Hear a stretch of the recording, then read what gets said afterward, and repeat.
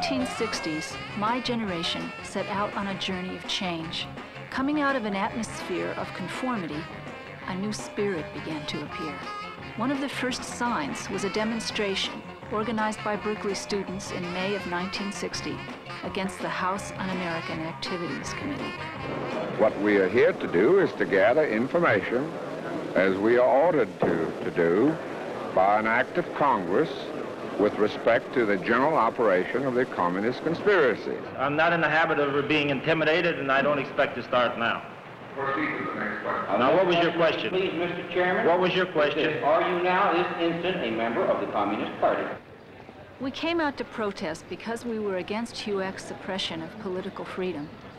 In the 50s, HUAC created a climate of fear by putting people on trial for their political beliefs. Any views left of center were labeled subversive. We refused to go back to McCarthyism. If you think that I am going to cooperate with this collection of Judases, of men who sit there in violation of the United States Constitution, if you think I'll cooperate with you in any way, you are insane. As witness after witness denounced the committee, the hearings grew stormy. The halls outside were filled with students seeking admission. Suddenly, the police turned fire hoses full force on the demonstrators inside the rotunda and then dragged them down the steps of City Hall. It turned out to be a political baptism that transformed fear into determination. Something had changed. After this, it would never be the same. Now, the whole thing might have died down except for the fact that the committee made a film. The film was called Operation Abolition.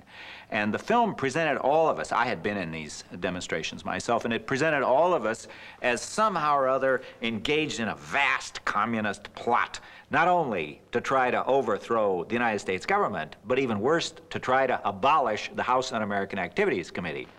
Operation Abolition. Operation Abolition. This is what the communists call their current drive to destroy the House Committee on Un-American Activities and to render sterile the security laws of our government. You will see revealed the long-time classic communist tactic in which a relatively few well-trained, hardcore communist agents are able to incite non-communists to perform the dirty work of the Communist Party. That movie was scheduled to be shown at the Harvard ROTC class, the ROTC class. They had a class on campus, and they were going to show Operation Abolition. And I'd heard all about Operation Abolition, and I was clearly opposed to it and all that. So a bunch of us decided to go to the class to protest.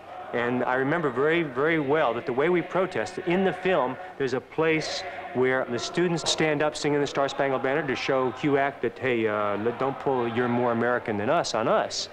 And the group of us stood up in the ROTC class to show that we were in solidarity with the students in San Francisco.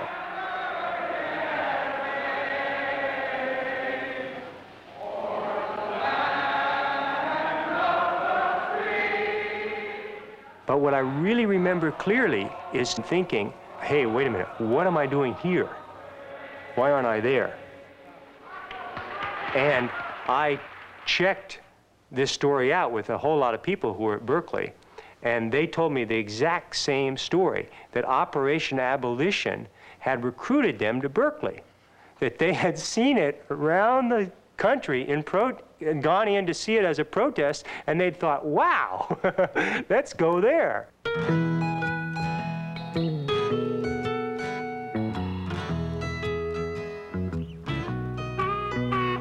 Everybody thinks my head's full of nothing, wants to put his special stuff in, fill the space with candy wrappers, keep out sex and revolution, but there's no hole in my head. Too bad.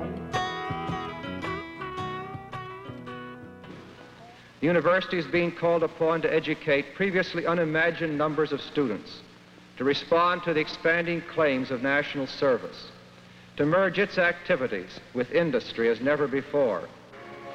Characteristic of this transformation is the growth of the knowledge industry, which is coming to permeate government and business, and to draw into it more and more people raised to higher and higher levels of skill.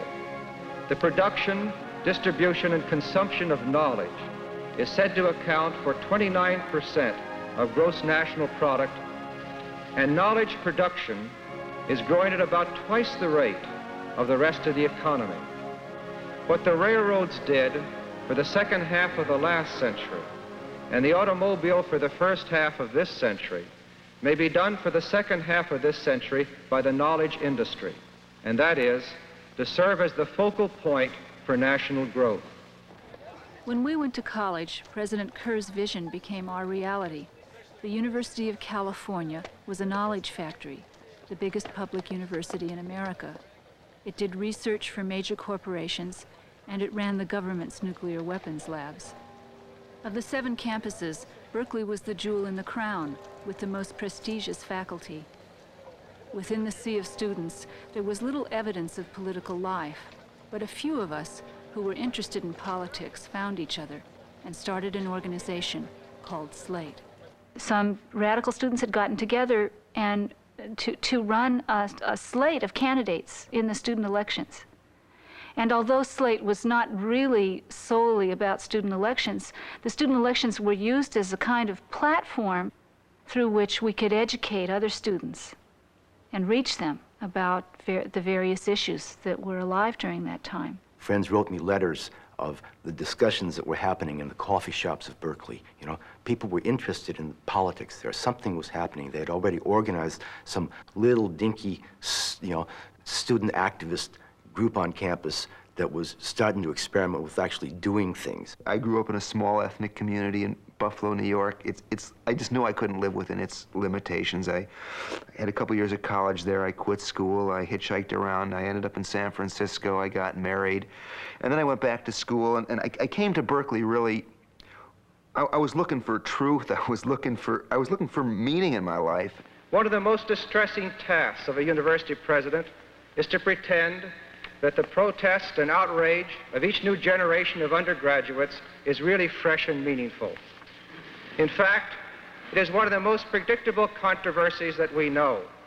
The participants go through a ritual of hackneyed complaints, almost as ancient as academe, while believing that what is said is radical and new. From the very beginning, the administration at Cal was trying to undermine and just really prevent what we were trying to do.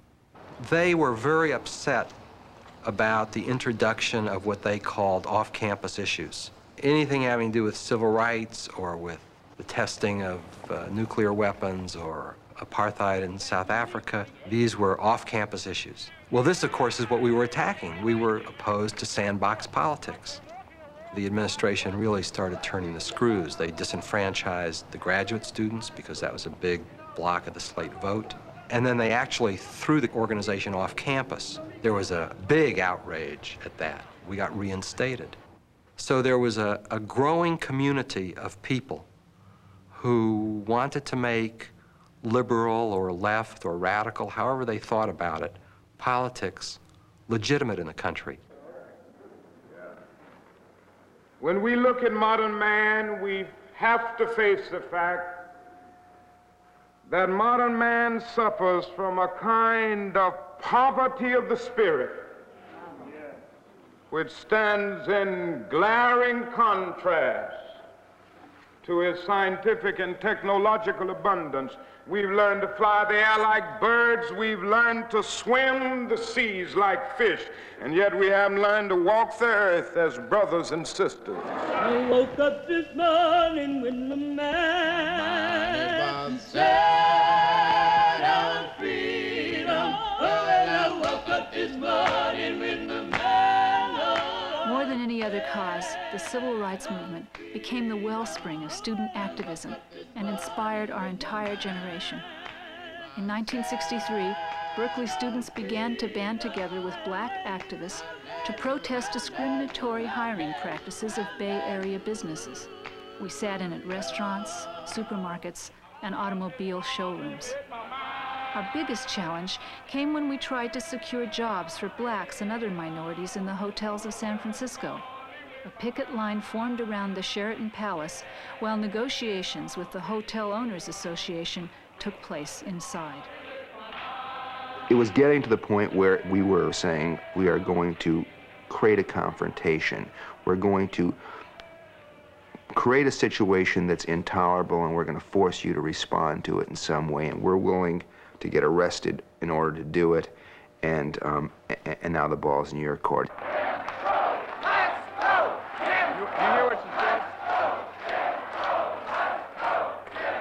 All of us in this elegant lobby, I can't convey to you the effect. It was like the riffraff coming to the White House or something, and the real democratic masses had moved in and taken over, you know, saying, no, you cannot continue to run this hotel in this racist fashion. The world is being redefined. Things cannot continue on that way. They just won't.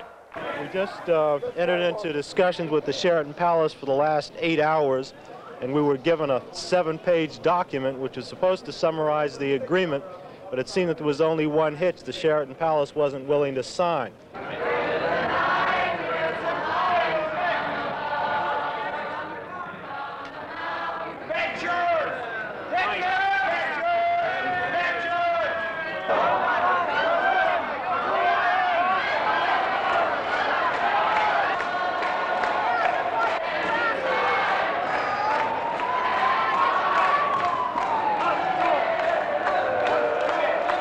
It was the first major victory of anything I had been involved in. The Sheraton Palace hotel arrests and convictions and trials and so forth led to the first agreement that I knew of in the North of its kind. And that was an agreement between the entire hotel industry and the ad hoc committee to end discrimination to hire minority individuals in all levels of employment, including management. Was very historic, and it was very elevating, and it really pumped us all up to think that, my God, we really could have an effect on history. We could have an effect on lives of people we'd never know, we'd never meet. And it was simply by taking seriously the words of the Constitution and the preamble and the Declaration of Independence and all that stuff that we believed in, you know, with great vim and vigor. And here we just saw it happen, and it worked. It was a very thrilling experience for us, but the flip side of it is other people saw it in very different light. That is, the business community saw it as a threat, as something that's going to cause them some real problems. And the fact that 100 Berkeley students were arrested, probably 500, 600, 800 Berkeley students were involved in the thing. It just portended things to come, and very quickly there was pressure put down on the university. You've got to stop this, and the terms that were being used is the university cannot be used as a base for attacks on the community. In the fall of the school year 64-65, we returned to campus and find out that the tables on Bancroft and Telegraph, which had historically been the campus political activity lifeline, were banned. Tables have been permitted out in front of Bancroft and Telegraph to distribute literature. And these literatures including the ideas of policy and advocating stands. At this particular point, we have been denied this, and we think whether or not this is true or not, as far as why they're doing it, the effect of cutting this off is to stop political activity on this campus. We knew at the time that it was aimed at the civil rights movement and at progressive organizations and at those of us interested in the peace movement and civil rights, mainly civil rights. But by banning all of us, they created an enormous reaction because they united a group of people around the need to have those tables that couldn't have united themselves under any other circumstances. We told them they had to go back on the streets where they've been traditionally for this kind of activity. And they then took the position that we want to undertake these activities on campus property itself, and we said this is not possible. When the university banned political action at Bancroft and Telegraph, they said it was the same as the rest of the campus, and therefore it was illegal. We said if it's the same as the rest of the campus, then we can do this anywhere, because if we were right there, we have a right anywhere. We decided to move our tables to Sather Gate. There were 5 students sitting at tables, and deans came by and said, if you don't leave, we're going to have to cite you. And the students, I remember one of them said, "I'm sorry, sir, my organization has not authorized me to leave this table." And so he was cited. As soon as the student was cited, the dean would go to the next table to cite the next student. Somebody would get up, somebody else sit in their place. So after they cited the 5 people, they just didn't want to be there writing all day. So the dean started leaving, and people said, "No, me too, me too." Well, at 3 o'clock, 500 people marched into Sproul Hall and saying, "Whatever you do to those people, you've got to do to us." If you don't stand up for your freedom now, you're dead, guys.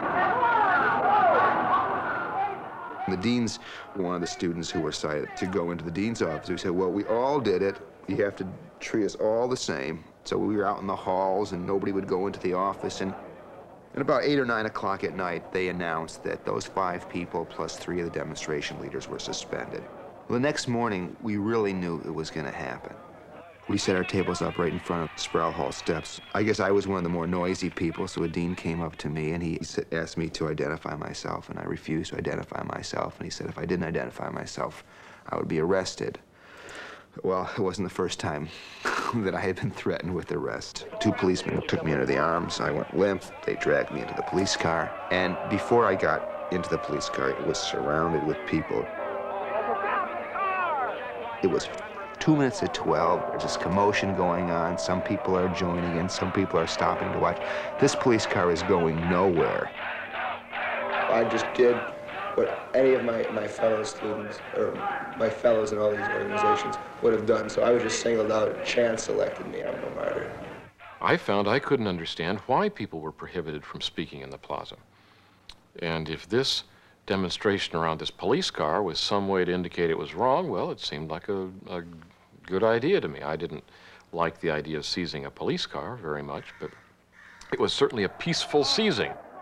People began to speak. The only reason that I took part in this is because I like Cal very much. I'd like to see it better. And they'd stand on the car. People were very careful about the car. People would take their shoes off and gently climb up on the car. They moved from the hood of the car up onto the roof of the car. And the argument raged. Are you with us or are you against us? I wasn't either. I was watching and listening to speeches. There was an open microphone on top of the police car, and anybody who wanted to speak could sign up on a list, and they had 3 minutes to say anything they wanted to say. And hour after hour, people were getting up and orating. And it was like an explosion of ideas. You know, Aristotle said, if you are not a citizen, you are either a beast or a god. Now, I ask you a very simple question. People start talking, bringing in the Greek philosophers, bringing in the French Revolution, talking about all these ideas, constitutional liberties, as if they had meaning. Late at night, there were some fraternity people who came down, and there was some confrontation. They were talking and bringing it up, but I remember they were heckling from the back, so one of the people on the mic says, "Come on up." They got one of these fraternity boys to come up and to say his thing on the mic, and by the time he got there, he forgot why he was against it, and his friends started booing him. It really was a political awakening because there was a political issue here, and we were all part of this. We weren't observing it on television. We were actually part of deciding what would happen, as was the university administration. No one from the university administration came to speak. No one came to present any reasoned point of view about why the arrest had occurred or why the rules restricting political speech were justifiable. Nothing. I ended up sitting in that police car for 32 hours. And at the maximum time, there were as many as 6,000 people sitting down around the police car. At various points when the police arrests were threatened, people didn't run away. More people came and sat down, and people were trying to avoid it, felt they had to sit down. People were saying, "Join us, join us."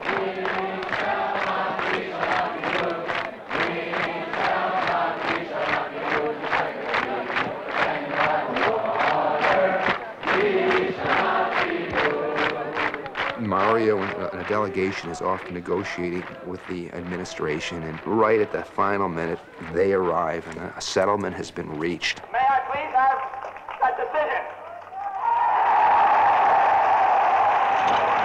What's the word now, Doctor? Well, there's been an agreement signed. An agreement signed? Yes, by the student groups and by me as president of the university, which has several points to it. The first point is that the student demonstrators shall desist from their illegal actions protesting university regulations. We've also agreed to set up a committee to examine the rules. The remarkable thing about this entire situation is that there's been a coalition that I think is completely unusual in politics. There's been a coalition from Youth for Goldwater all the way over from the Young Socialist Alliance. And usually these two groups don't even speak together, let alone sit in the same table and work out general policies and platforms. And I think that I'm proud to say that American students are united on one issue, and that's the First Amendment privileges of freedom of speech, the right to advocate and discuss at any time, at any place, as long as it doesn't disturb classes and interfere with traffic. Our meetings lasted 10, 12, 15, 18 hours. People slept at different times during some of them and came back because we had two goals: to figure out what to do and to try to keep this enormous coalition together, understanding the power of all of these groups moving in the same direction around this issue. And that takes a long time, because you can't do it by a majority vote. The minority just says, oh, okay, I'm gone. It had to be by consensus. People had to agree, and it took forever. We called it boring, disgusting, time-consuming democracy. I remember one administrator described the whole of the free speech movement to me as a civil rights panty raid. Now, in a way, that's not such a dumb description, because he did see these kids are having a good time, and it's all very exciting. It's just, instead of being about panties, it's about civil rights. But what he failed to see is that there was a real underlying seriousness to this. There was a tremendous sense of community. It's as if all these students had been waiting to get together and work together, and suddenly they did it. 6 weeks ago, they promised us that they would negotiate on their regulations of free speech. Yes, they have negotiated. They have blocked every attempt that we have made. If they refuse to come to a stand, we will also consider negotiations as being broken by them. However, we will continue to try and get them to come to a vote or take a stand or make a decision. As Mario Savio would talk about a meeting and tell what happened in the meeting and explain the positions taken by the administration, and from what I could tell, would tell exactly what had gone on, I would then contrast that with the administration's explanation. Muffled, guarded. The administration would not explain what had happened. They wouldn't tell the truth. I think a lot of people became very upset about what administration spokesmen would say was going on when they knew it wasn't true. What you have there are a few of these rather bearded, unwashed characters with sandals and long hair who normally would be regarded sort of tolerantly as a lunatic fringe, which you put up with, but you do not necessarily encourage. And in effect, the campus has been turned over to these characters. Somewhere in the process of the FSM, for the very first time, the young, privileged, affluent children of the culture began to see themselves as an oppressed class. It was an astounding perception, because here we were at the height of the privilege, the best students at the best multiversity, destined to be the managers of the society, and in the middle of this, we turned around and looked at our education and said, wait a minute, somehow the best is the worst. It put us out of touch with the society. It severed technology from values. It severed the intellect from the heart. For many people, this was the only educational activity that we were involved in that was deeply meaningful. Baby, don't you cry. You know your mama was born to die.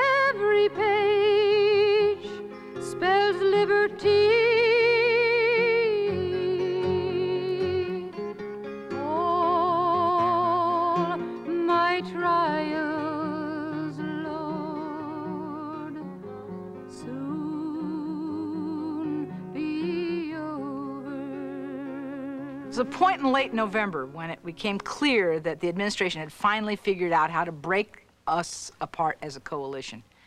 And that was, they said we could have our tables back. We could do all the things we wanted to do, but we couldn't advocate unlawful activity lest we'd still be liable for discipline as students on the campus. It was very clear to us that the only groups that last part of the rule were aimed at were those who used civil disobedience in their strategies for change. That meant the left and the civil rights movement.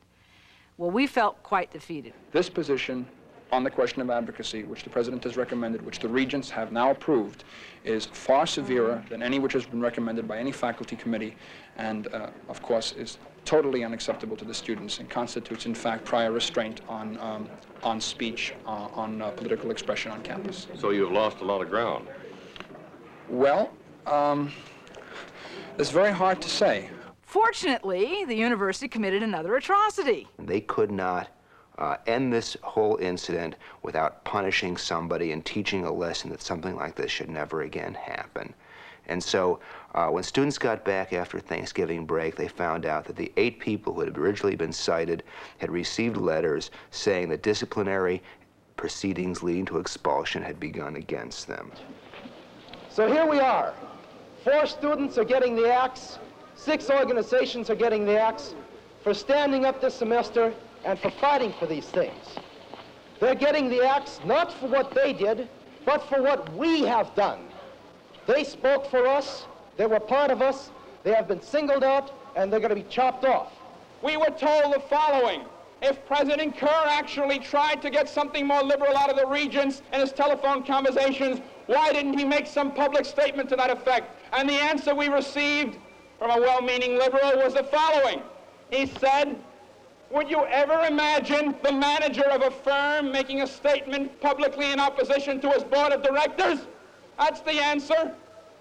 Well, I ask you to consider, if this is a firm, and if the Board of Regents are the Board of Directors, and if President Kerr, in fact, is the manager, then I tell you something, the faculty are a bunch of employees, and we're the raw materials. But we're a bunch of raw materials that don't mean to have any process upon us, don't mean to be made into any product, don't mean to end up being bought by some clients of the university, be they the government, be they industry, be they organized labor, be they anyone. We're human beings. There's a time when the operation of the machine becomes so odious, makes you so sick at heart that you can't take part. You can't even passively take part. And you've got to put your bodies upon the gears and upon the wheels, upon the levers, upon all the apparatus, and you've got to make it stop. And you've got to indicate to the people who run it, to the people who own it, that unless you're free, the machine will be prevented from working at all.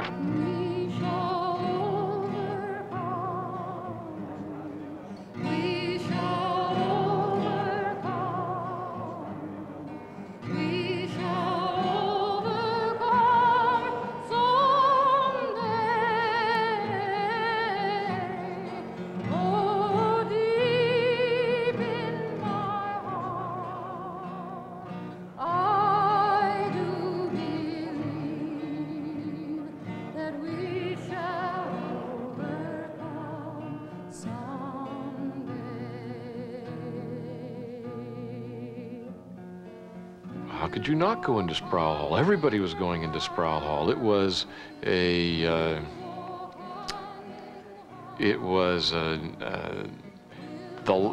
what other alternative did you have to say that you weren't happy with the way things were going? I hesitated for about 2 seconds, and I thought, you know, I got a picture of my husband's face, and I thought, what is this going to do? You know, what is it going to do to my career?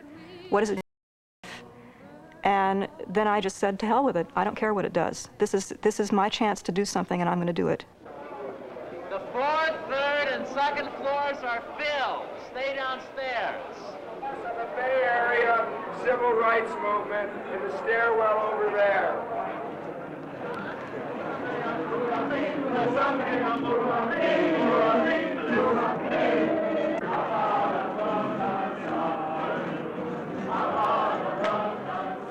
People were dancing in the hallways, people were studying, People were just sitting on the cold floors, wandering around, talking with each other. It was chaos and confusion, and it was sort of like a party.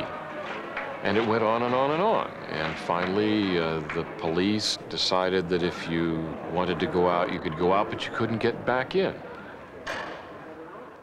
I debated about this for some. I don't really think I was in the position of deciding to make witness or not make witness a great moral decision.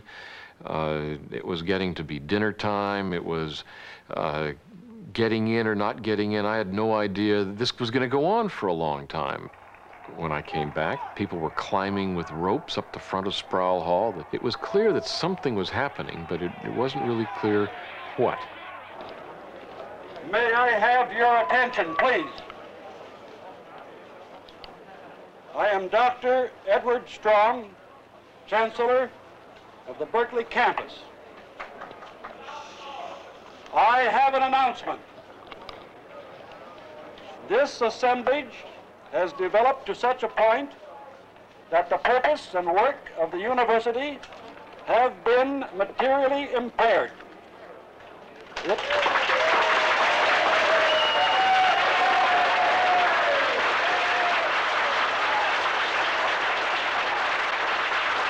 Please go. I wanted to run. My impulse was to run. I was sort of hanging on to the people next to me to keep myself from jumping up. And right at that time, something really neat happened, and that was Art Goldberg was the leader of our floor. He was in charge of us. And he was standing there. He heard they were coming up on the elevators, and so he was giving us a speech on what you do, how you go limp. And he was saying, now when the cops come at you, you don't want to fight them, you just want to go limp. And as he's saying this, the cops are coming at him. He talked all the way down to the floor. And I know this because I was looking between their legs. It was really an inspiration. And I said to myself, if he can do that, that's what I'm going to try to do. So when they got to me, they said, do you want to walk out like a lady, or are you going to get dragged out? And I said, I want to get dragged out like a lady. Husky dolls, pom-pom girls, you see all the way. Oh, what fun it is to have your mind reduced to clay. Civil rights, politics, just get in the way.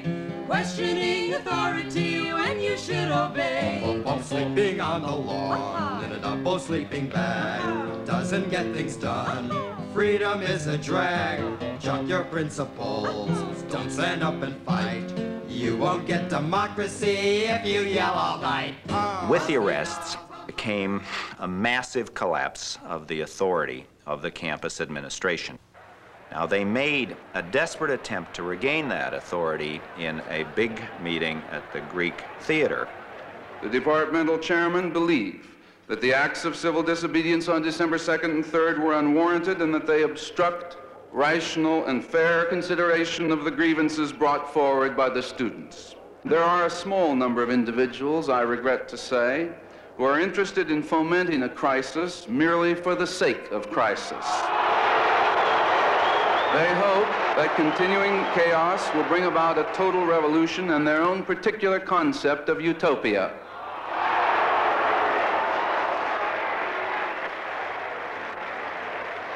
The university supports the powers of persuasion against the use of force. The constructive act as against the destructive blow. Respect for the rights of others. Opposition to passion and hate. The reasoned argument as against the simplistic slogan.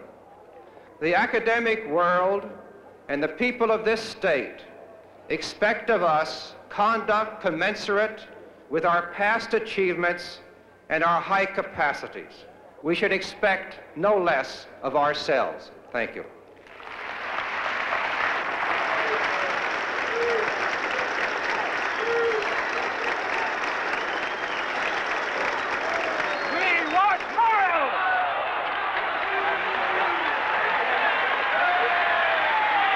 The police have got Mario away.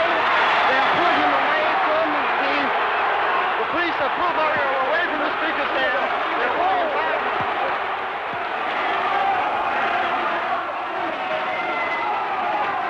He tried to exercise free speech. When he stood up there, the police took took them away. That shows the entire process that's going on campus. We, of course, had no notion that Mr. Savio was going to try to speak at the end of this meeting. He asked, just a moment, he asked, just a moment. Just let him speak, you're killing yourself more. He asked me at the beginning of the meeting whether he would be allowed to speak at this meeting. I said that he would not, because this was a structured meeting, not an open forum, and we had a program which had been approved. They're a bunch of hypocrites and bastards. Even if the Greek theater had gone exactly according to plan, it still would have been a flop. But it was worse than a flop. It was a fiasco, and there was a kind of pandemonium on the campus. And speaking politically here, there was a power vacuum. Who the hell was in charge? Nobody knew. And a bunch of us drafted a resolution. We took that resolution into the academic senate, and it passed by over 7-1. The overwhelming majority of the faculty had come down firmly on the side of free speech. So when the faculty marched out into this cheering mob of students, we knew that was it. That was victory. We had achieved everything we had set out to achieve in the FSM. Student rallies at the University of California at Berkeley over the past 2 months have become commonplace. But today's rally in front of Sproul Hall has taken on a different tone. Several thousand students have gathered for what has been billed as a victory celebration, a victory the students feel is assured as a result of yesterday's action by the Academic Senate. We're asking that there be no restrictions on the content of speech save those provided by the courts. And that's an enormous amount of freedom. And people can say things within that area of freedom which are not responsible. And now that's, we've finally gotten into a position where we have to consider being responsible because, now we have the freedom within which to be responsible. And I'd like to say, at this time, I'm confident that the students and the faculty, University of California, will exercise their freedom with the same responsibility they've shown in winning their freedom. People thought, this is it. I mean, this is day one of a new era. We're going to have a completely different kind of a university. We can sit down and replan the whole structure of the university. If we want, we can have the administrators just busy sweeping sidewalks. That was a popular slogan in those days. We can have a completely different conception of education. Worse yet, we attracted to Berkeley the worst collection of kooks and nuts you've ever seen in your life. Everybody saw this on television, and they had a completely distorted conception of it. They thought what you do is you go to Berkeley and you riot and you just have a great time. It's one big political, sexual, drug feast. Didn't Ronald Reagan himself say that it was all drugs and sex and radical politics? So they had this absurd conception of what was going on. The media exaggerated in a certain sort of way. And we had created a set of expectations that were really not satisfiable. The thing that irritated me the most in the stuff that came out about that period was the description of us as alienated and cynical. We were the absolute antithesis of that. We were so committed and so involved, we risked our careers, we risked our jobs, our education, and we did it because we were so tied into this system, to this country, to this culture. We believed in it so much that we were willing to take those risks at a time when it wasn't very popular to do so. I'd never realized that there were those who would lie to maintain their positions of power. Then I saw it. I'm not sure, I don't think people were evil to lie, but they did it. They altered the way things were to maintain their positions of power and authority, and they did it in a way that was wrong. And when I saw that, then I saw that everywhere. I saw that in the structures of political power in Oakland. I saw that in the structures of political power in the South. And I began to see that the mechanisms that the free speech movement was attempting to change were mechanisms that operated everywhere. I was at a rally where Mario was speaking. I remember that he was the speaker, and it was it was some kind of a wrap-up rally, like maybe it was right after the trial or something like that. And it was sort of like, well, the FSM is over, we've got it all, that's all settled.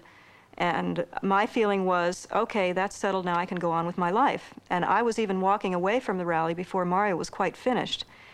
And I remember I have this very clear memory of his voice, you know, ringing out as I'm leaving Sproul Plaza, and he's saying, now don't everybody go walking away because we've still got a war to stop. And I just, you know, looked around real startled and I thought, war? What war? And then it turned out that it was the Vietnam War. And if I can have your help, if I can have your hand, if I can have your heart, if I can have your prayers, if the good Lord is willing, I will continue to try to lead this nation and this world to peace.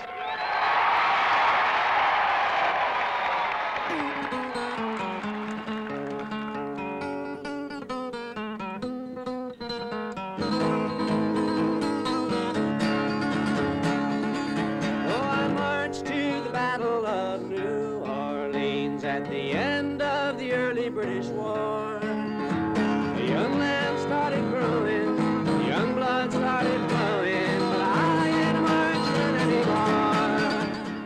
Victory in our struggle for civil rights and free speech made us confident that we could change the course of history.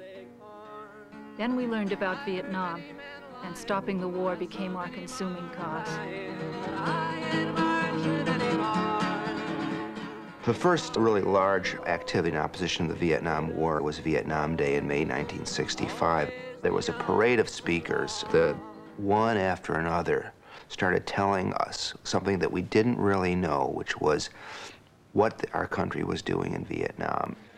Most of us grew up thinking that the United States was a great and humble nation that only involved itself in the affairs of other countries reluctantly and as a last and final resort. But now the war in Vietnam has provided the incredibly sharp razor that has finally separated thousands and thousands of people from their illusions about the morality and integrity of this country's purposes internationally. Never again will the self-righteous, saccharine moralism of promising $1 billion of economic aid while we spend billions and billions of dollars to destroy them. Never again will that moralism have the power to persuade people of the essential decency of this country's aims. What kind of a system is it that allows decent men, good men, to make the decisions that have led to the thousands and thousands of deaths that have happened in Vietnam? What kind of a system is it that justifies the United States in seizing the destinies of other people and using them callously for our own ends?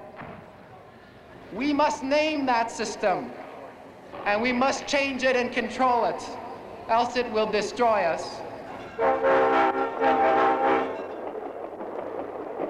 The war started to escalate rapidly. Every month, another 20,000 soldiers shipped out to Vietnam. Many of them came through Berkeley. Some of us decided to stop the trains. I was walking next to a woman, and she told me that she was a Buddhist and that she had been pulled into stopping the war by the immolations of the priests. And she said she was going to sit on the tracks, and so I said, okay, I will too. As the train came around the bend, I thought, now it's going to have to slow down, but it sped up. And then as it got closer to us, it began shooting out steam. As the steam hit me, I jumped out of the steam. Then I looked at the woman that I'd been talking to, and she was sitting in a full lotus position in the middle of the tracks. And as the train went rushing by, I thought she was under it. When the train got past, I looked at the tracks and I expected to see a big pile of blood, and there was nothing. She had just disappeared. Well, a few days after that, this same woman came walking into the Lowy Museum where I was working, leading a big group of children on a tour through the museum. And I said, what happened? What did you do and what happened? And she said, oh, well, the plainclothes policeman snatched me off the track just before the train got there. And I said, were you going to stay there? Were you going to sit right on the track and let the train kill you? And she said, well, yes, I was going to do that then, but that isn't what happened, so now I'm here taking these children through the museum. And it really struck me, it really hit my heart, that here was a person who was ready to give her life to try to stop the war. And I think that's when it really came through to me just how important it was. What we have to do is let's get rid of this tactical point. Let's submit all... In the fall of '65, the Vietnam Day Committee organized its first anti-war march. The destination was the Oakland Army Terminal. The city of Oakland refused a permit. The VDC voted to march anyway. All in favor of the motion, march regardless of permit. All opposed? The Vietnam Day Committee intends to have a peaceful march through Oakland this evening. We intend no civil disobedience. We do not intend to break any laws. We've made this point quite clear. We think it's incredible that the Oakland authorities have denied us a permit for this march. Policy is going to be the following. We are going to march down Telegraph Avenue. We hear that a cordon is very likely to be formed right past the Oakland City line. This is a very dangerous situation that can create a great peace movement or destroy it. We urge your cooperation. We had a problem. The Oakland police had put up a barricade at the Oakland line, and we had to deal with what we were going to do when the march got to that point. Some of us ran ahead to try to see if we could bluff our way through, and it was absolutely clear it was going to be a bloody situation. And I just decided that we were turning. I basically was the person who made that decision, for years afterwards, got great degrees of shit for it. Never knew if I did right or wrong. I still don't know if it was a right or wrong decision.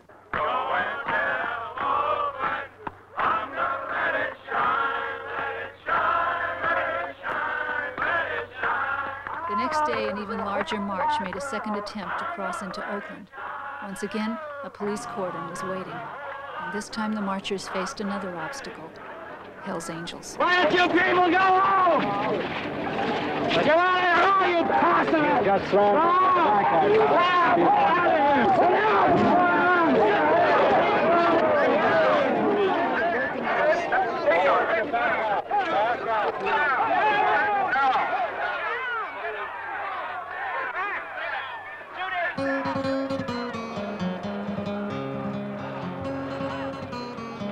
Each attempt to stop the anti-war movement seemed to make our numbers grow. A month later, a third march, far greater than the first two, finally made it into Oakland. For I marched to the battles of the German trench in a war that was bound to end all wars. Oh, I must have killed 1 million men, and now they want me back again, but I ain't marching anymore. It's always the old to lead us to the wars, always the young to fall. Now look at all we've won with a saber and a gun. Tell me, is it worth it all? The whole national mythology was that Vietnam was a consensus war, was bipartisan foreign policy. All significant sectors of the American public accepted the war, and the people who opposed it were marginalized freaks, kooks, unimportant people. It was a real statement for a person to say, yes, I'm willing to march out against the war. And when thousands of people did that, it broke that consensus. That was a function, that's what the anti-Vietnam War movement did. It broke that consensus.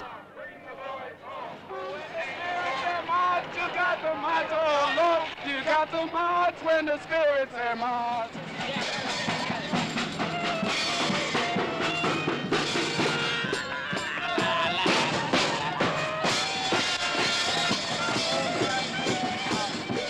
Go ahead, just react. Well, what do you want? React to what? React to the greatness of the march on the day and the victory or what? You happy with it?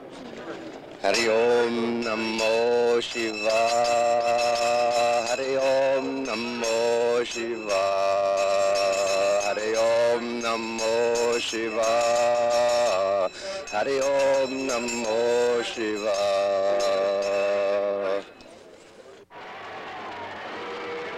Ronald Reagan walked onto the political stage as a candidate for governor in 1966. During his campaign, he found that attacking what he called the mess at Berkeley pleased the crowds.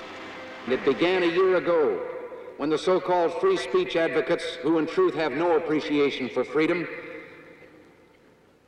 were allowed to assault and humiliate the symbol of law and order, a policeman on the campus, and that was the moment when the ringleaders should have been taken by the scruff of the neck and thrown out of the university once and for all. He won by pandering to a citizenry that was outraged by what these terrible, insolent, ungrateful children were doing on the campuses. As a matter of fact, I have here a copy of a report of the district attorney of Alameda County. It concerns a dance that was sponsored by the Vietnam Day Committee, sanctioned by the university as a student activity, and that was held in the men's gymnasium at the University of California. The incidents are so bad, so contrary to our standards of human behavior, that I couldn't possibly recite them to you here from this platform in detail. But there is clear evidence that there were things that shouldn't be permitted on a university campus. Let me just read a few excerpts. The total crowd at the dance was in excess of 3,000, including a number of less than college-age juveniles. 3 rock and roll bands were in the center of the gymnasium, playing simultaneously all during the dance. And all during the dance, movies were shown on 2 screens at the opposite ends of the gymnasium. These movies were the only lights in the gym proper. They consisted of color sequences that gave the appearance of different colored liquids spreading across the screen, followed by shots of men and women on occasion. Shots where the men and women's nude torsos on occasion, and persons twisted and gyrated in provocative and sensual fashion.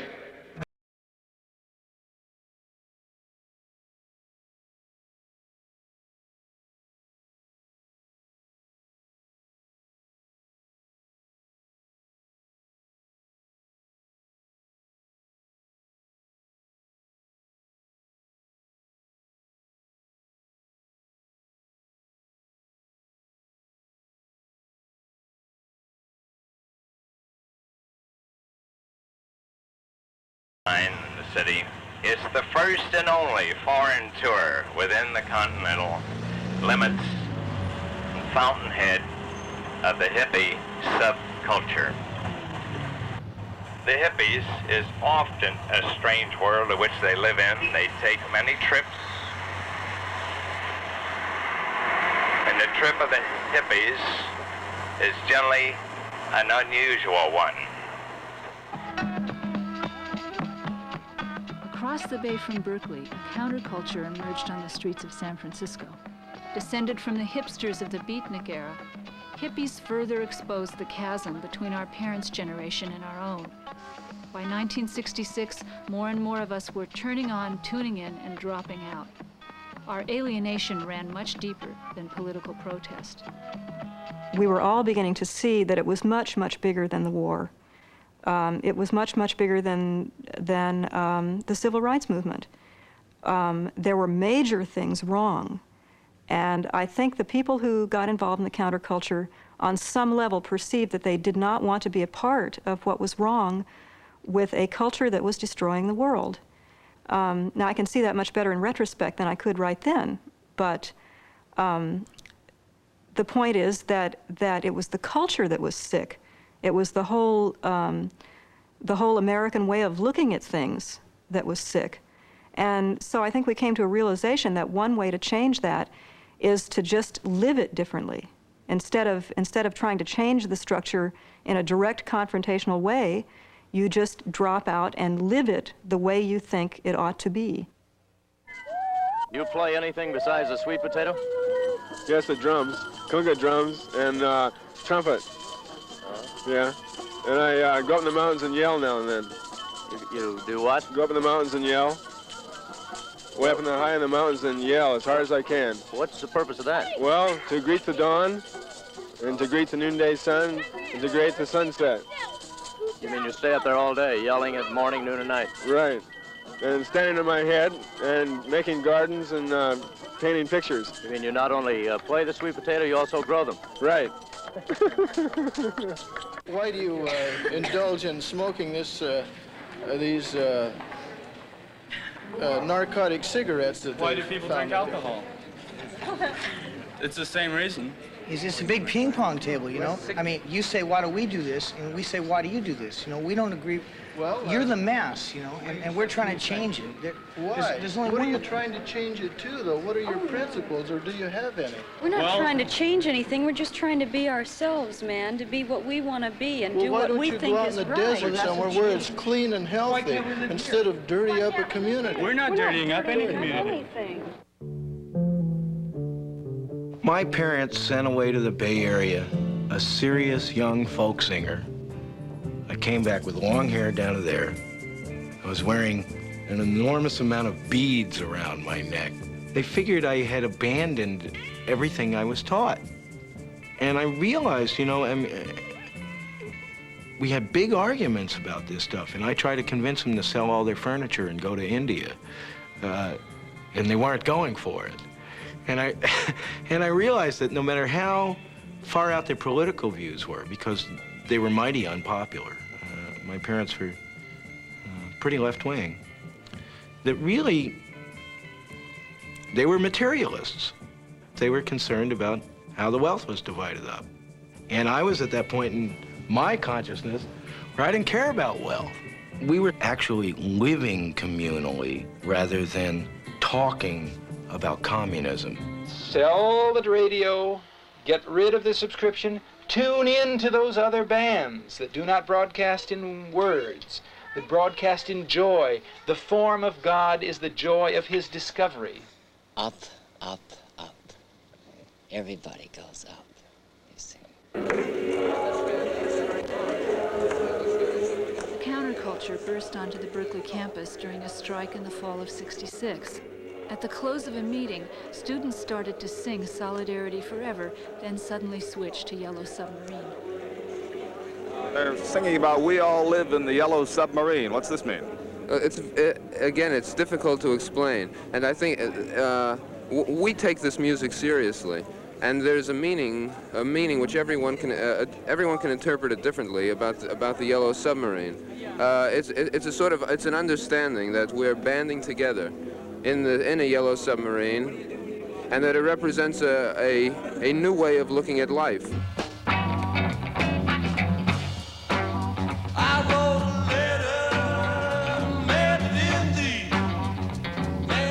The radicals of Berkeley and the hippies of Haight-Ashbury had a natural affinity.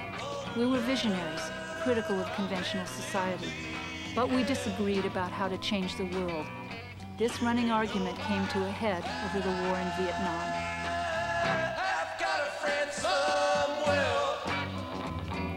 Sometime in late 1966, Bill Miller, who had been active in the Vietnam War movement, was running a bar in Berkeley, called a bunch of people that were active in the anti-war movement to a meeting behind his bar. There were some people from the Haight-Ashbury who were going to be organizing some kind of activity, and they wanted to tell us about it and ask for support. Well, it was going to be the first be-in. There was this one fellow in particular. He was trying to really get us excited about the plan. He said, and we're going to have so much music and so much love and so much energy that we're going to stop the war in Vietnam.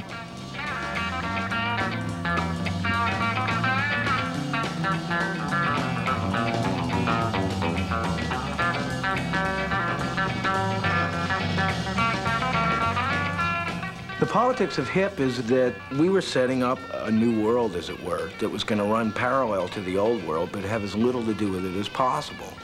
We just weren't going to deal with straight people.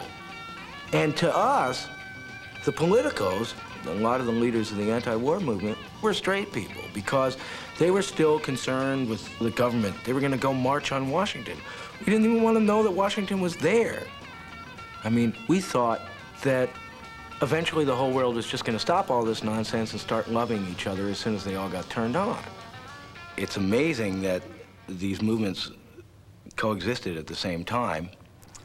We're in stark contrast in certain respects, but as the 1960s progressed, drew closer together and began taking on aspects of the other.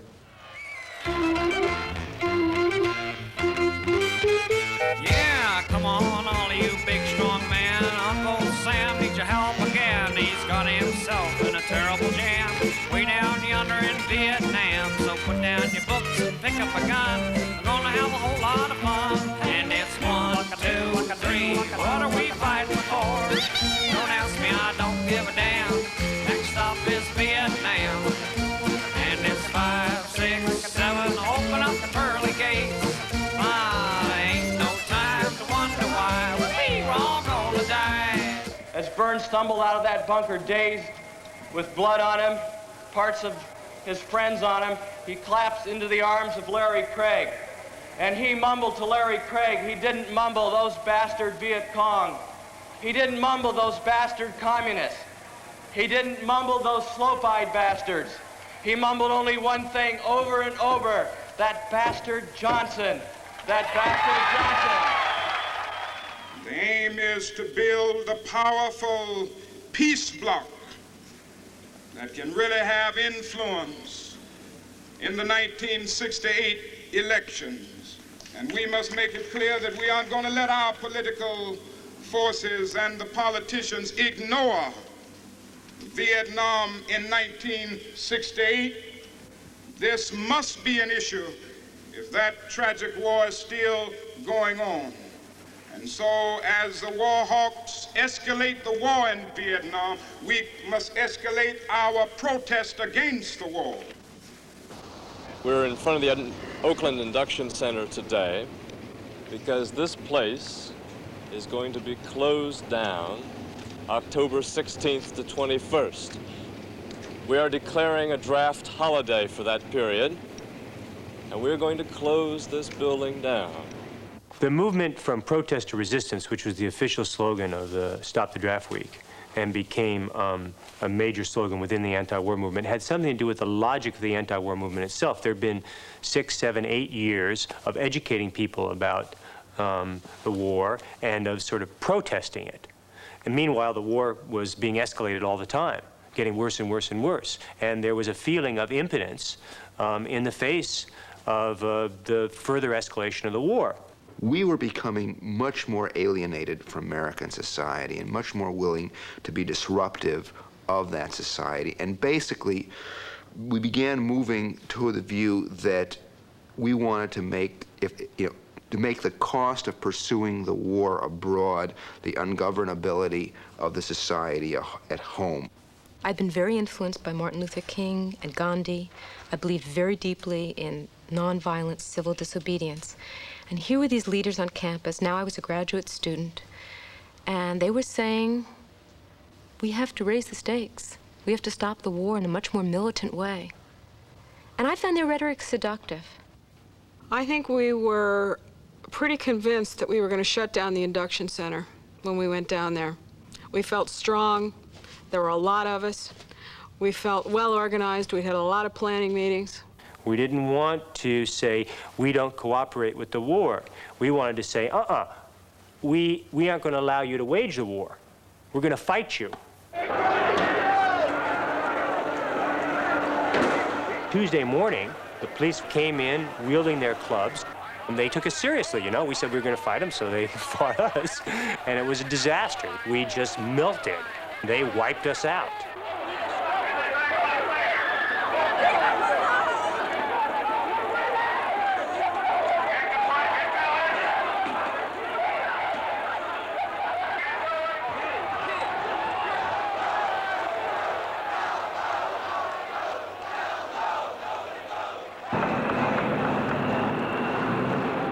Now it was, here come the buses, and there is not a damn thing you can do about it. And I began seeing all these young faces in the windows going by me, and I just wanted to reach out and just grab them and stop them and say, listen, this is your life you're putting on the line here. But what came out was, don't go.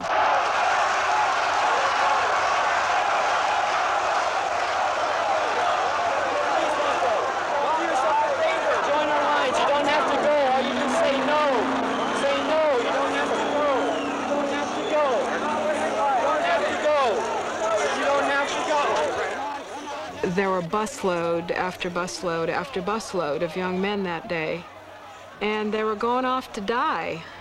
And I remember being sort of physically sickened and realizing that I couldn't affect even that part of the war. here I was face to face with these young men, and yet, you know, not one of them turned back. I don't think we stopped one inductee from making that critical choice of stepping across the line and going to Vietnam. I don't think we made one bit of difference that day. Does a demonstration bother you? No, I think it's kind of funny. All them bums running around doing nothing.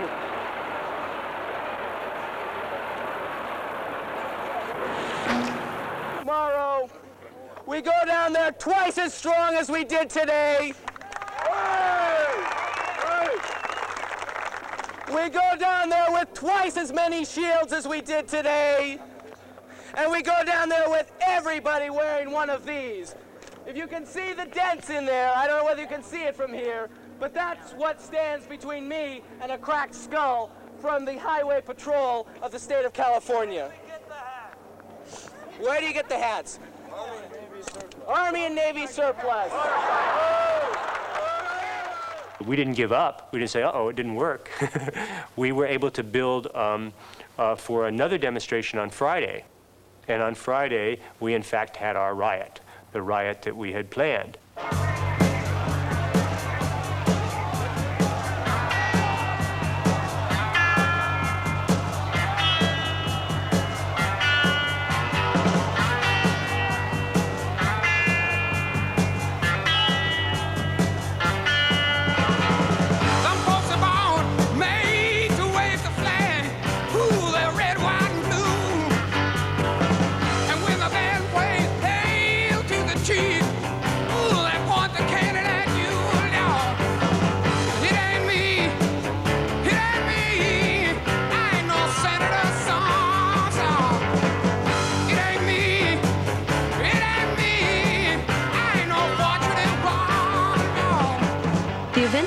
The most was when the students surged and pushed against the police and pushed them back block after block.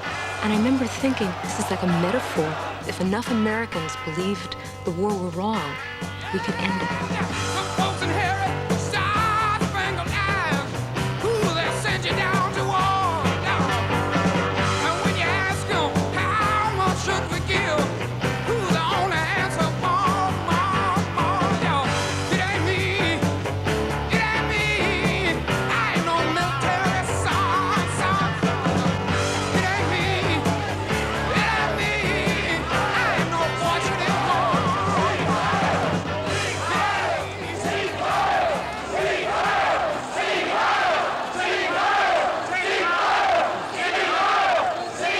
We controlled the downtown area of Oakland for most of the day. And the cops were outnumbered and confused and scared. And we shut down the induction center. We did just what we said we were going to do. We shut the mother down. I went to the Stop the Draft Week protests. And what I saw there made me convinced that action in the streets of that sort was not going to lead to the kind of change necessary to stop the war.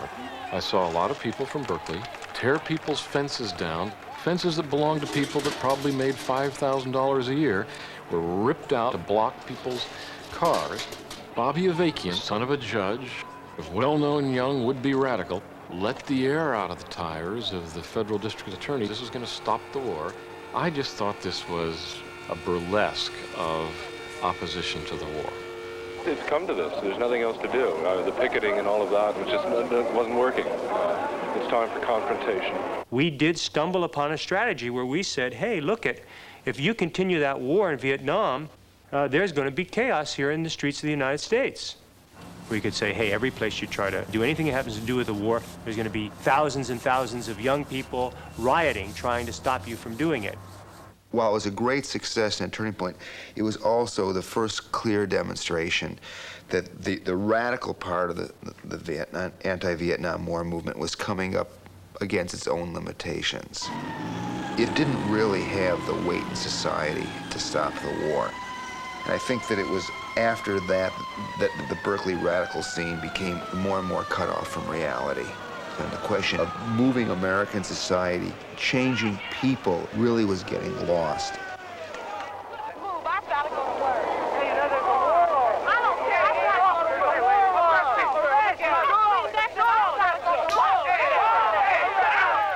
We began to sort of see ourselves as, glue in the keyholes.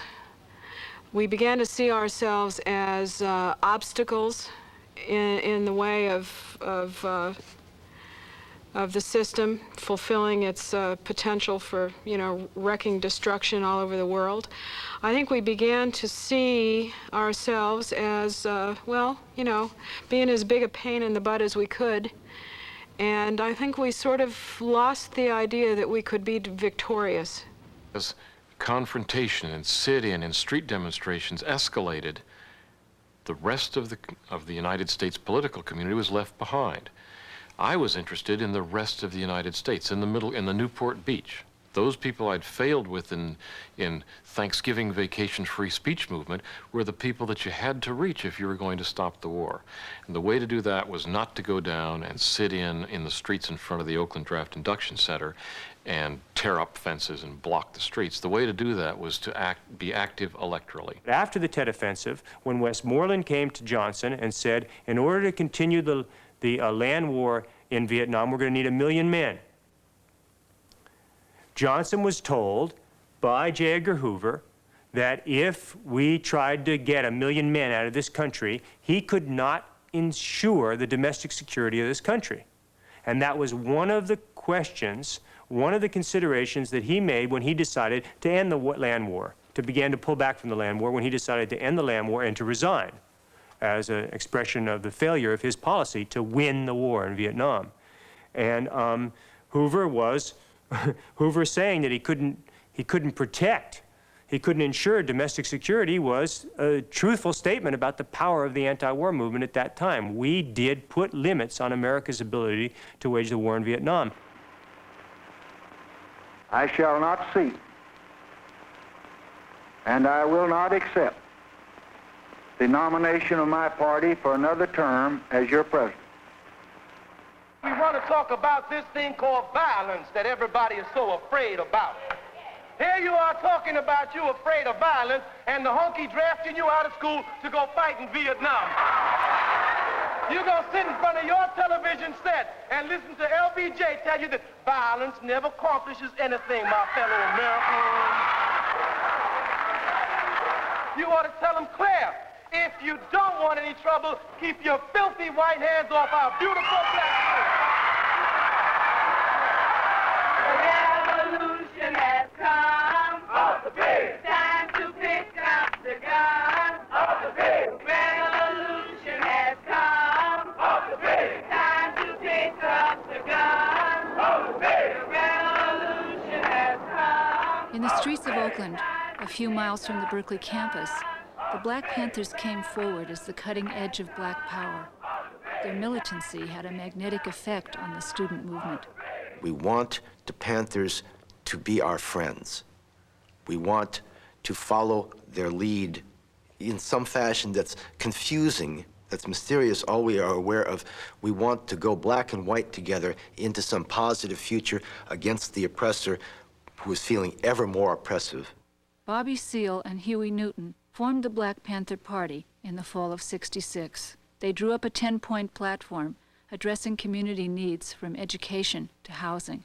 The most pressing issue was police violence against Oakland's black community.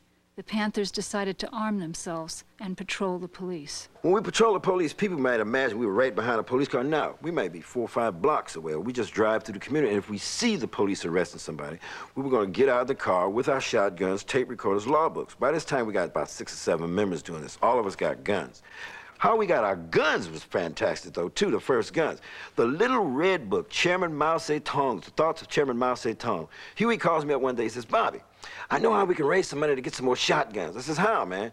He says, the little red book. He says, all over the news. He says, I heard you can buy them at the China bookstore in Frisco. I says, wow, good. How much money you got him? I said, I don't know, I got 40, 50 bucks. Boom. So we run over to the China bookstore. We buy up about 100 of these books. Got our guns strapped on our side. I got a 45. Huey's holding a shotgun. Little Bobby got a carbine, but we got these little bags hanging over our shoulder with little red books. Get your red books, $1. We will buy them for 20 cents and sell them for $1. Berkeley campus at Xavier's Gate right there. We sold out in a matter of an hour. We took this $100, we go, we buy some more red books. We did, and we made about $200, $300. We went around and bought 2 shotguns that day with the little red book. We hadn't even read the thing. I mean, most people think that we came up with this hardcore ideology related to Mao. We must have sold a darn book 2 or 3 months before we decided to open the thing and actually read the little red book. Anyway, the next thing I know, I'm marching on the Capitol because we up there to protest a bill they're trying to put in to keep us from carrying guns. Ronald Reagan is over here on the big front lawn. I got a statement to read. The Black Panther Party for Self-Defense calls upon the American people in general and the black people in particular to take careful note of the racist California legislature, which is now considering legislation aimed at keeping the black people disarmed and powerless. At the very same time, racist police agencies throughout the country are intensifying the terror, brutality, murder, and repression of black people. Ronald Reagan is escorted off the lawn by the state capitol police. I says, we can go inside somewhere. Isn't there a spectator section? I have these Black Panthers up here with guns on the second floor. You get it. Wait a minute. Now, wait a minute. Right in the office. Wait a minute. Are you under arrest? Am I under arrest? Am I under arrest? Place him under arrest. Go ahead, brother. Am I under arrest? Take your hands off me if I'm not under arrest. Am I under I'm arrest? telling you to take your hands off me. They put trumped-up charges of conspiracy and felonies on everyone who went in to exercise a constitutional right and said they had no right to bear arms in a public place. The California Penal Code Section 12020 through 12027 and also the Second Amendment of the Constitution guarantees the citizen a right to bear arms on public property. Our organization is like a social evolutionary accident, so to speak. I mean, when you compare the NAACP from 1908 and other organizations, et cetera, and all the years they put in to become established, in a matter of 6 months, the Black Panther Party has international notoriety. I mean, we're on the front pages of the London Times and papers in Africa somewhere. We're a broke little organization with a number of shotguns, a very weak treasury, and weren't worried about how to pay the rent. And boom, I mean, we're shocking people. We have probably said to white America, like the people who were observing us when we came up with the guns, are saying, niggas with guns. It's like a fear. I mean, they don't even have to say it. Their faces said it. There's too many niggas with guns. Like they know that they've oppressed us. And now here we've organized with guns. It's just a new step. I mean, it's symbolic that, oh, they're not going to be nonviolent anymore.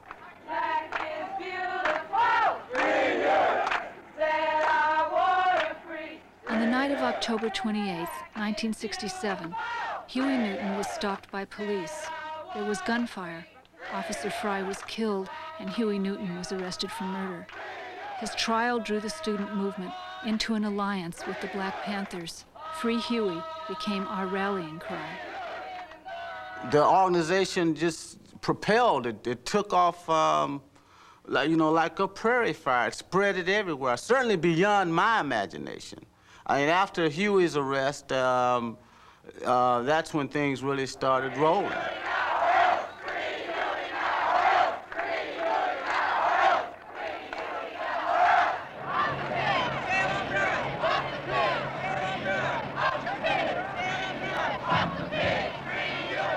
The Panthers exercised a heavy influence in the imagination of the white left, partly because the white left was confused about who it was and what it ought to do.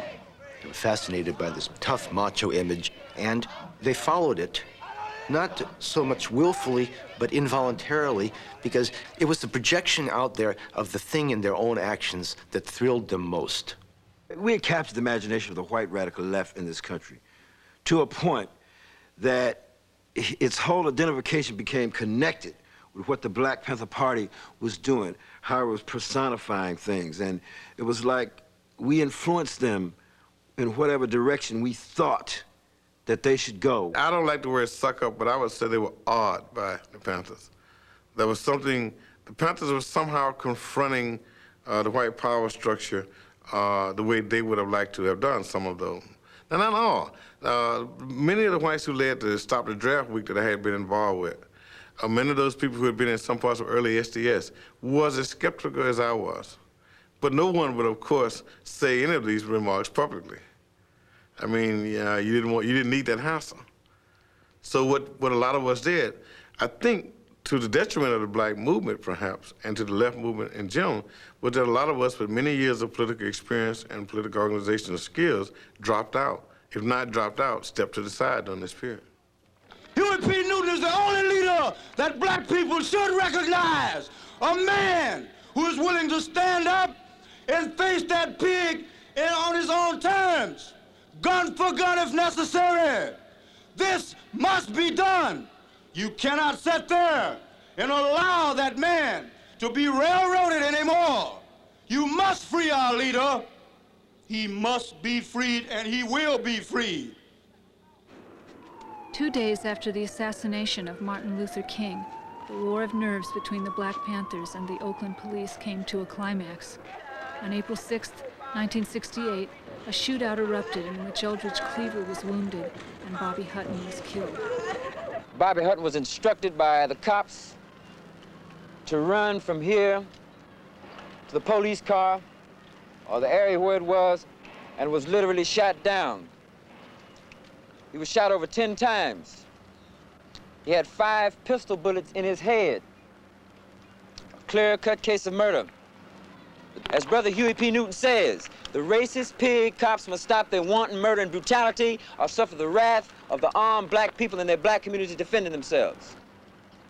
Historically, in retrospect, those guns were somewhat our nemesis. We were never really able to play that down. The police, the media used that.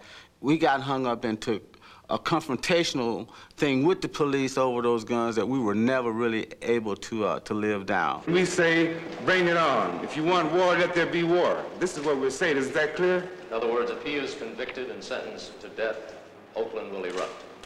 This whole country is going to erupt, is what we're telling you. We're going to do everything that we can to see to it that the whole world erupts. Is that clear? The Panthers seemed even crazier than they were because they were playing the media, and the media was loving them. The media picked up their current, fed the narrowest parts of their image back to us in the most dramatic, hype terms that the Panthers themselves wanted them to be projected. It drove the police crazy. The police were furious, wanted to get them all over the country. And it drove some of us, well, it incited some of us with superficial fantasies of a kind of revolution that was completely inappropriate, had nothing to do with the actual landscape possibility. It was interesting to me more deeply and metaphorically, you know, if that was what they were doing, what was appropriate in our community? The Panthers, in a sense, let, in my opinion, white radicals off the hook, some white radicals, not all, but some white radicals off the hook from what SNCC had challenged them about 3 years earlier. That was to go organize the white community. They could say that they were supporting the Panthers because the Panthers were the vanguard. They had assumed that the movement could only be led by blacks. They had made that clear that the blacks would have to be the group that would start the revolution, and that the Panthers were the army of that black vanguard.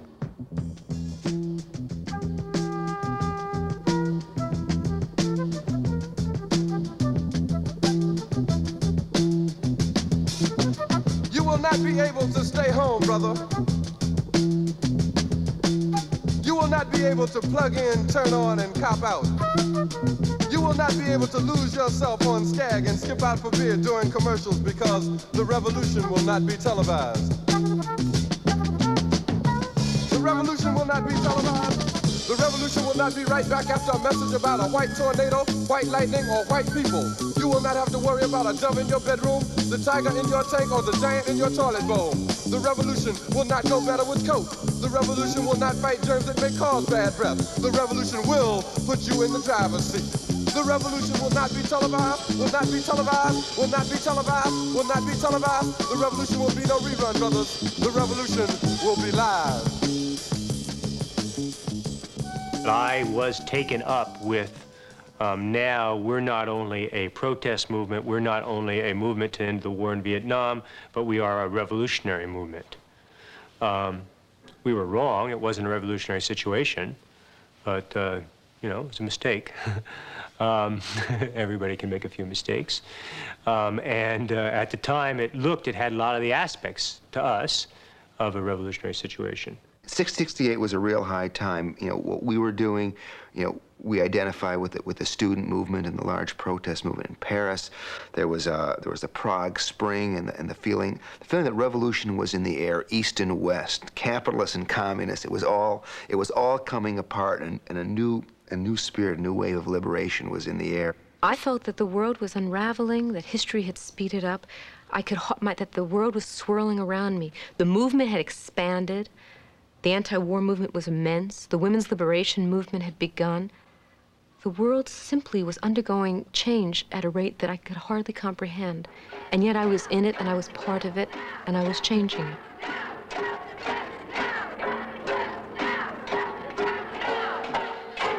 I always remember this particular period of time because the change was so phenomenal. I went to sleep one night and I was a woman who was dissatisfied with my position as a woman in society, but I felt solitary in that dissatisfaction. And suddenly I wake up and right and left, everybody is speaking about it. I have women who agree with me everywhere. We start to form a sisterhood. Everything in my life that has disturbed me is being challenged. Things that haven't disturbed me before, suddenly I look at and they do disturb me. When we began to try to take a more active role in steering committees and, you know, decision-making forums in the movement, we began to see our comrades resisting our input. And we looked at them and we said, what? You know, how can they do this to us? You know, these are our brothers. Why aren't they interested in what we have to say? They're only interested in, you know, the fact that we're always there for them. And we always make the coffee and we run off the leaflets and we make all the telephone calls late into the night. And yet when we try to participate in a more active level, we meet resistance. What you see here is the beginning of a movement that women are human beings and that we have equal rights. We intend to go to school. We intend to have childcare so that we can go to school. We want the university to provide us with classes that teaches us about our history, the same as black people want to learn about their history, and that's what you see happening here today. This is just the beginning of it. One of the ways the women's movement is the logical and maybe even inevitable conclusion of the 60s is that throughout the 60s we were trying to imagine how to live differently, how to change the world.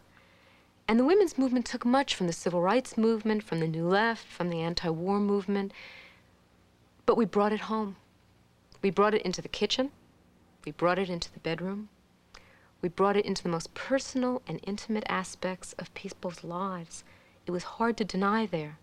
It was hard to ignore those issues. When I thought of revolution then, the whole idea had assumed complex, enormous dimensions. It didn't mean a simple change in the institutional order. It meant a coordinated change in all the dimensions, all the aspects of life, how we were with ourselves, how we were with each other. This was so complex a program, you couldn't write it down as the 13-point program of the Berkeley Revolutionary Front. You know, this was something that would take thousands, millions of people engaged all their lives in exploring this end of it and this end of it and how these ends might fit together. And it was clear by then that all this exploration was there to do. People had begun each part of the exploration. Okay, I forbear to list them, okay? And at the same time, it seemed impossible. There was no time. The war got worse faster, the political activity got worse faster. They were killing more and more people every time you placed some degree of hope in a national leader. Ka-choo, ka-choo, you know? So much life, so much death, so much possibility, so much impossibility. There we were, attempting to change national politics and found ourselves at the Chicago Convention. It changed American politics in unpredictable ways. we had not anticipated. We now, speaking as those involved in the electoral side of politics, did not anticipate the arbitrary exercise of authority that Mayor Daley would bring to bear in Chicago. Mr. Chairman, most delegates to this convention do not know that thousands of young people are being beaten in the streets of Chicago.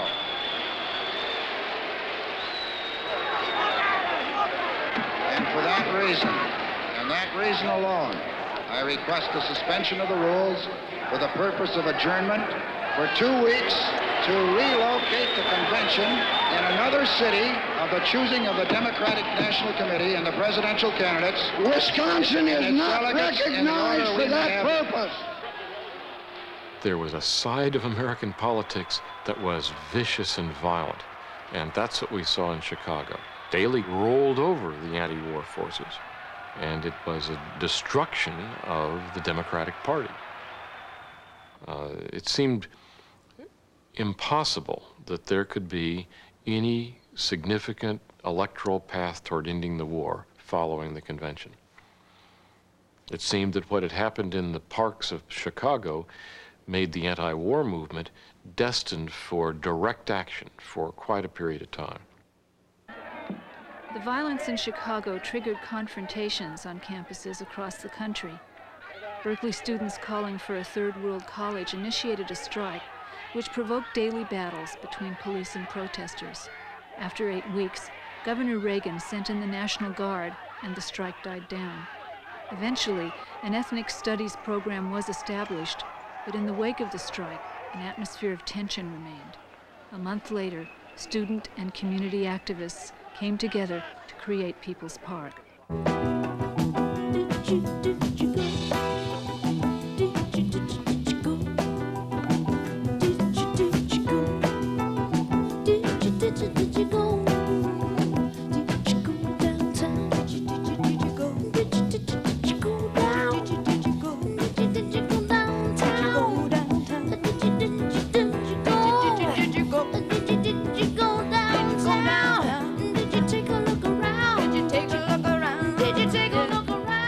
I was one of those people who believed that the counterculture could be revolutionary. That, and it's hard to talk about that without talking about People's Park. A group of people took some corporate land owned by the University of California that was a parking lot, turned it into a park, and then said, we're using the land better than you used it, and it's ours. For a brief moment in history, in People's Park, the counterculture and political activists had a magical fusion. It was a way of looking at the future. It was utopian. It was a way of saying, if we had control of our lives, this is what it would look like.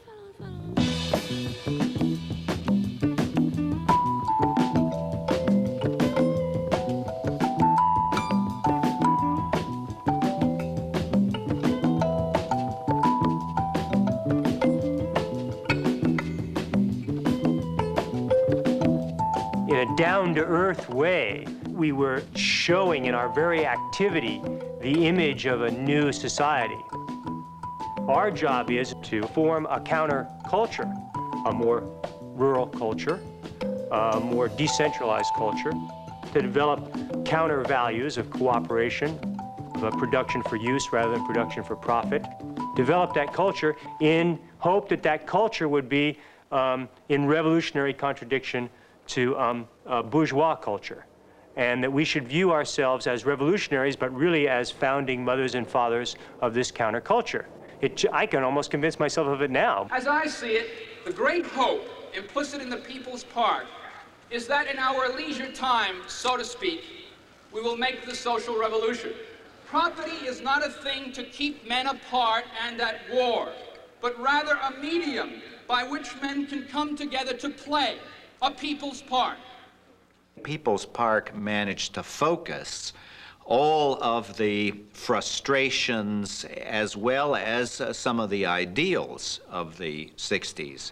There was a belief in the environment. There was a belief in the participation of ordinary people in political decision-making. There was a belief that a whole lot of things ought to count that really traditionally don't count when they're caught up in government and university bureaucracy. There was all of that, but the fact remains that at bottom, I believe the People's Park incident was extremely cynical on the part of the demonstrators. They wanted a confrontation. What mattered was getting people out in the streets demonstrating. Roger Hines and the regents and Ronald Reagan can't allow this to go on. If there's one liberated territory, people may get the idea that there can be other liberated territories. The park issue is not the issue. The issue is we must have a confrontation throughout the summer. They were out of confrontation issues, and as soon as you give them a park, they'll dream up another confrontation. We have been invaded by people outside of the state, outside of the cities. We have been invaded by militants. This is we're in a revolution, and the only thing, don't ever say we're going into a revolution. We're in a revolution. Now the question is, who's going to win it? When Jesus disrupted the foreign recruiters, all of his followers said, "Power to the people, out demons out." I declare this place decontaminated from poisons, chains, and lies, from the abomination that defiles. The demons have returned to the nothingness from which they came. Earth, water, air, and fire witness our liberation. I want to inform you that this property is private, it is posted, you are now trespassing. And unless you leave, you will be arrested for trespassing. If they didn't want the park, they should have stopped it a month ago when we started it and not let us work on it every day and then just take it away. It's their park now. What can we do? I have a suggestion. Let's go down to the People's Park.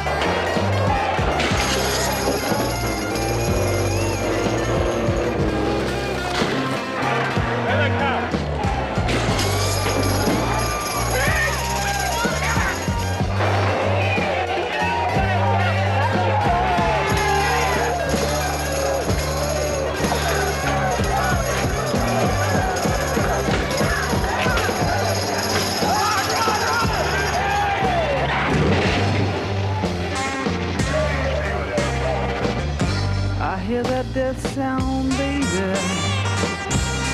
Oh, like an echo in my brain.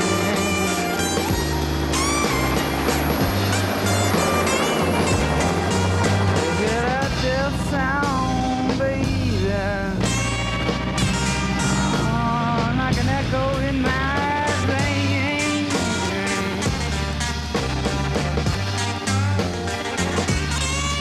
Well, there's a part of us dying. You know them things will never be the same. I'll never be the same. Those people told you for days in advance that if the university sought to go ahead with that construction on that property, that they were going to physically destroy the university. Now, why did you to negotiate many times? Negotiate? What is to negotiate? What is... Don't you, wait a minute. On that issue, don't you simply explain to these students that the university has a piece of property that it bought for future construction of the campus and it was now going ahead with the plan? The people of What do you Ronald mean, Reagan own that negotiate? land. Governor Reagan, the time has passed when the university can just ride roughshod over the desires of the majority of its student body. Well, the university is a public institution. That's it's an right. important institution But the university, for all of its own community and for the community of Berkeley that live around it. All of it began the first time some of you who know better and are old enough to know better let young people think that they had the right to choose the laws they would obey as long as they were doing it in the name of social protest.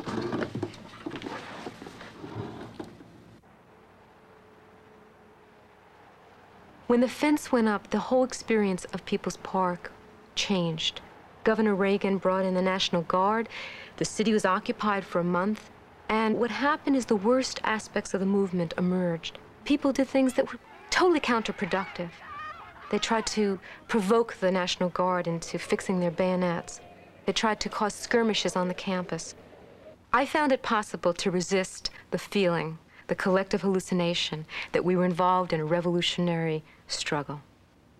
But there was one moment when I simply became immersed in that feeling. There was a peaceful demonstration on Sproul Plaza denouncing the university's overreaction to the park, the police brutality towards students, the National Guard on the campus occupying the city. My boyfriend and I and a friend of mine went down to the plaza to hear the rally. And as we got there, we realized that the police were letting people into the plaza, but they were not letting people out. My friend, by that time, had already gone through the police lines, and I motioned for her to come back, and they wouldn't let her out.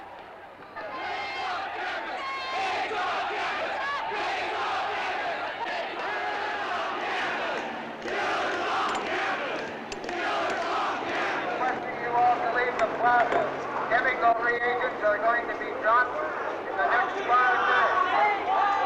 I started hearing the sounds of a helicopter, and it came closer and closer, and the sound got louder and louder, and suddenly the helicopter swooped over the whole campus, over all the students, and I thought, we're going to be shot at. We're the Viet Cong.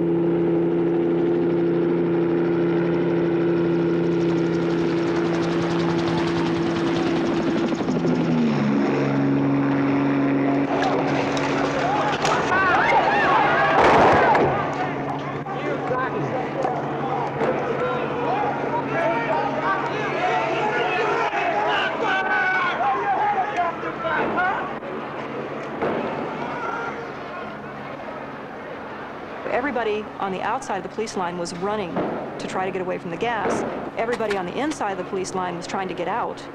And the police were beating people as they tried to get out. We went back to Kroeber Hall, and we waited for my friend to show up. And she had been through the mill. She had been throwing up. It was nausea gas. So we drove up to the Rose Garden. We were standing up there at the Rose Garden, looking out across the roses and out across the campus, and the helicopters, there were still helicopters circling around. And she looked at me and she said, I can't stand this. I'm going to get out of this. And I said, I think you're right. I think it's all over. I don't think that we can stay here anymore. And it was a very poignant moment. And a year later, we were all gone. We all felt very defeated. It was a horrible experience to gas students at a peaceful rally. And it was one reason why people began to feel that we had to reassert what we really stood for, that we really had to protest the park in a dignified and peaceful way and recapture the original spirit of the park. And that led to the Memorial Day March.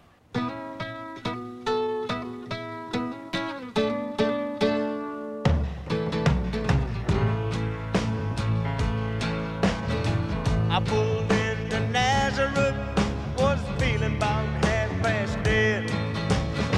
I just need some place where I can lay my head. Hey, mister, can you tell me where a man might find a bed? He just grinned and shook my hand, no was all he said. Take a load off, Fanny. Take a load for free. Take a load off, Fanny. And you put the load right on me. We'll get people's spark back eventually. There's no doubt about that. Everybody who's ever done any hitchhiking in their life knows that basically we can't lose. When you sit out there and hitchhike, you see in the front seat, they're the parents. And they kind of give you this real scared, contemptuous look as they drive by you. But then in the back seat, as they're going away, you see all the kids and they're going,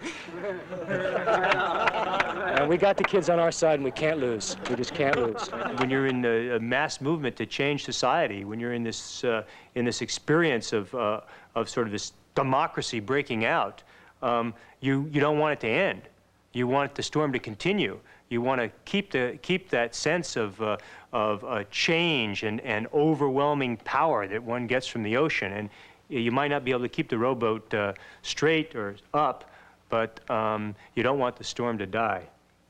There was no vision, no articulate philosophy, no conception of social organization and social change. What there were a series of emotional moments, a series of passions, a series of desperately important issues. But you can't beat something with nothing. And if you're going to fight this kind of long cultural battle, you really are bound to lose if you don't have a coherent, articulate, well-worked-out vision of what you're trying to do, and that they didn't have. We had taken what we had as far as we could go. I think that it's important not to lose sight of what that movement accomplished. That is, it was part of the struggle for civil rights. It was part of the movement in this country that broke down the Jim Crow barriers and changed the caste relationships of blacks and other minorities in our society. It was part of the movement that liberalized American culture. It was part of the movement that gave way to the ideas of women's equality and women's liberation. It was part of a movement that ultimately made it impossible to carry out so blatantly the kind of imperialistic foreign policy that characterized the period after World War II. American society was profoundly changed by the movements of the 60s. In the 60s, we came at a certain point in the Cold War to reject the ideologies of both sides. And our declaration of freedom was a political freedom, but it had a larger dimension. That is the freedom of imagination. Having gained the freedom to see the world freshly and the ability to act for change, we carried what we learned into the rest of our lives. From personal issues to planetary concerns, we continue to explore the potential for change. And as we watch activists for human rights and democracy around the world challenge the powers that be, we know that each generation has its chance to make things change, and that no generation can do it alone.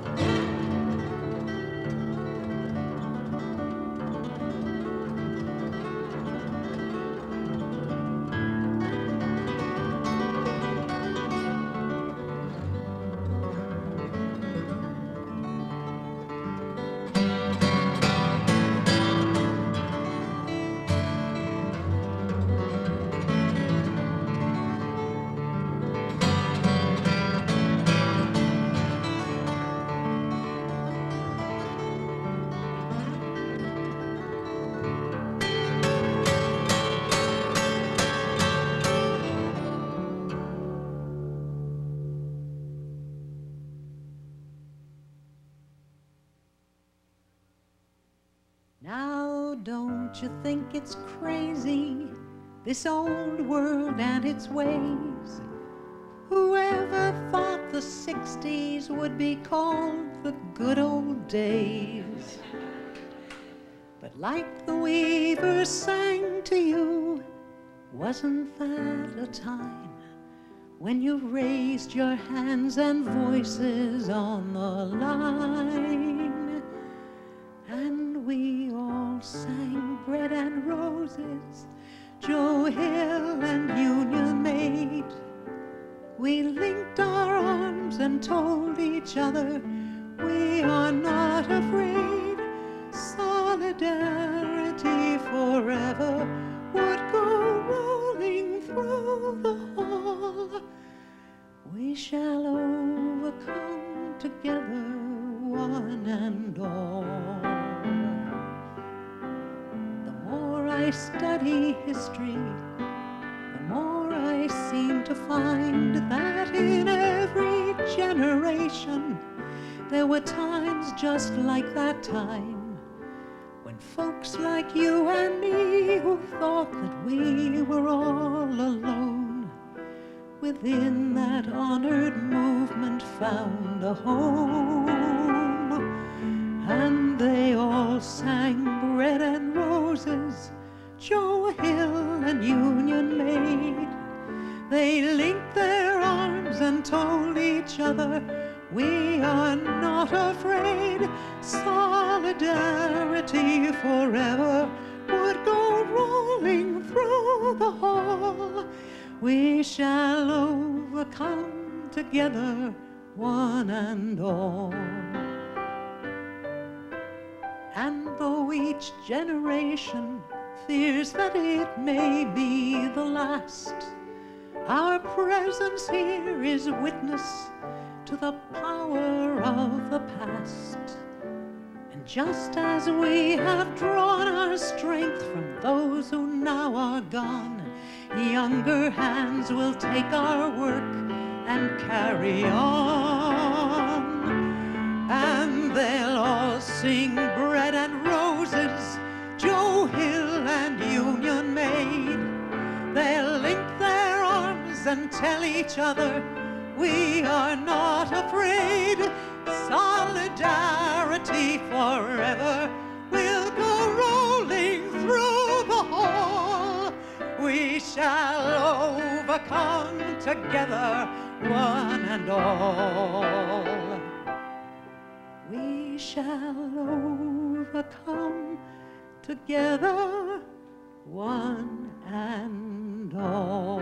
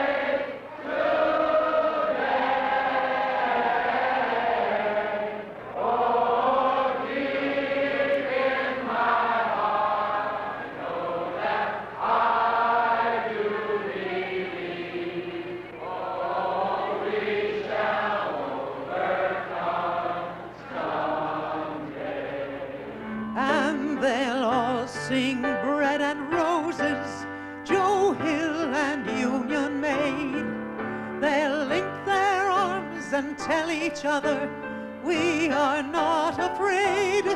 Solidarity forever will go rolling through the hall. We shall overcome together, one and all. We shall overcome together, one and